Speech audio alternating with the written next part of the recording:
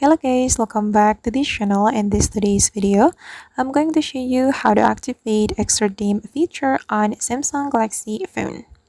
Okay, let's get into it. Here I have opened my Samsung Galaxy phone, and as you can see guys, I'm applying the lowest brightness on my Samsung Galaxy phone, but I still need the extra dim for my screen.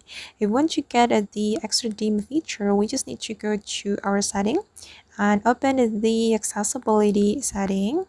You can scroll down to find this accessibility setting. Click on this accessibility setting and you have to go to the vision enhancement. Okay, and you can scroll down to find the extra dim feature. This one guys, you can activate this feature to get the extra dim.